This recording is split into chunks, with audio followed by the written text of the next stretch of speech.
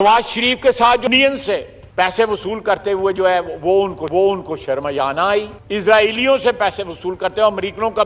दोस्तों, पीटीआई पर पाबंदी, ख्वाजा आसिफी फट पड़े, इमरान खान की हमायत में बड़ा पैगाम जारी कर दिया। हमने माजी की संगीन गलतियों से सबक ना सीखने की कसम खा रखी है। ख्वाजा आसिफ के ताजा वायरल होने वाले बयान ने हर तरफ हलचल मचा दी है। एक निजी चैनल के प्रोग्राम में गुफ्तगू करते हुए ख्वाजा आसिफ का कहना था कि माजी में जिन जमातों पर पाबंदी लगाई गई वो आज और भी मजबूत होकर मुख्तलिफ नामों से मौजूद हैं। एक जमात अवामी लीग बांग्लादेश की हुक्मरान है, लेकिन हमने माजी की नवाज शरीफ के साथ जो यूनियन से पैसे वसूल करते हुए जो है वो उनको शर्मयाना आई। इजराइलियों से पैसे वसूल करते हुए अमेरिकनों का कारण नस्ल दर नस्ल हराम पे पलने वाले आपकी इतनी जुर्रत है कि आप तहरीक इंसाफ जो पाकिस्तान के 90% आवाम की नुमाइंदा पार्टी है, आप उसको बैन करने की बात कर रहे हैं।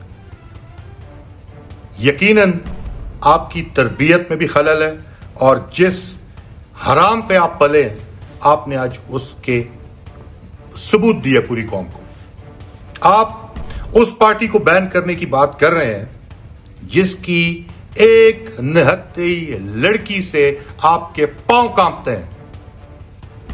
आपकी ये जुर्रत कैसे हुई कि आप पीटीआई को बैन करने की बात करें? पीटीआई वाहिद पार्टी है जो पूरे पाकिस्तान में वफाक की नुमाइंदगी करती है।